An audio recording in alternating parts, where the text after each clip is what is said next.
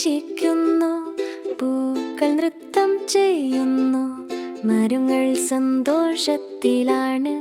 Simba ഈ സന്തോഷകരമായ ഗീതത്തോടൊപ്പം പാടുന്നു.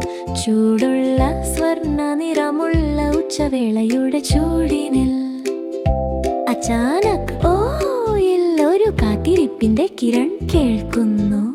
ചെറിയ പറക്കലുകൾ ആകാശത്തിൽ കമ്പിക്കുന്നു. ഒരു തേനി ആശങ്കയോടെ സഹായം ചോദിക്കുന്നു. എന്തു സഹായം? എന്റെ മധുപുരം ഒരു വീഴുന്ന വൃക്ഷത്തിൽ കുടുങ്ങിപ്പോയി. Simba ധൈര്യമുള്ളവളും Simba ദയാലുവളുമാണ്. എല്ലാ തരത്തിലുള്ള സുഹൃത്തുക്കളെയും സഹായിക്കുന്നു.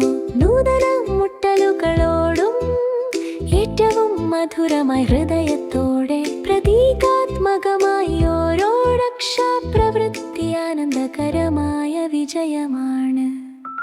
വൃക്ഷം തകർത്തു പോകുന്നു, മധുപുരം വീരാൻ സാധ്യതയുണ്ട്. തേനിരസമുള്ളത് സ്വർണ്ണ കിരണങ്ങൾ പോലെ ചാളിക്കുന്നു. തേനീകൾ ഭയത്തോടെ ചുറ്റിമുട്ടുന്നു. സിംബ കൊൾത്തിയിൽ പറയുന്നു, ഭയപ്പെടണ്ട. അവൾ സൂക്ഷ്മമായി വൃക്ഷത്തിന്റെ ഇളം കോട്ടയിലേക്ക് കയറിയു പോകുന്നു. അവളുടെ മുട്ടലുകൾ സ്ഥിരമായിരിക്കുന്നു. വായുവിൻ പോലെയാണ് കൊമ്പുകൾ. ഒരു കാൽക്കുവിട്ട് മറ്റൊരു കാൽക്കുള്ള വഴി അവൾ മധുപുരത്തിനു സഹായിക്കുന്നു. തേനികളെ സുരക്ഷിതവും ജീവിച്ചും വയ്ക്കുന്നു. സിംബ വിമുക്തനും സിംബ വേഗതനായിരുന്നു.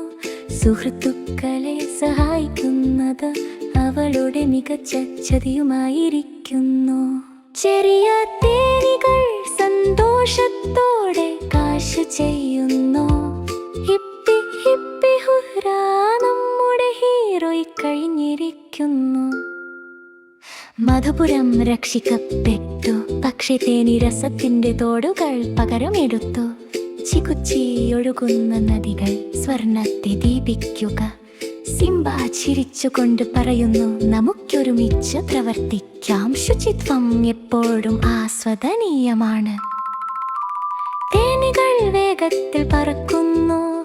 സിംബ ഒന്ന് ചേർന്നു വെട്ടുന്നു. അവർ മധുവിന്റെ പണിക്കേട്ടുകൾ നിർമ്മിക്കുന്നു. താപവർഷം പൂക്കൾ പ്രകാശകരമായ വിളക്കുകൾ പോലെ ചളി പിറക്കുന്നു.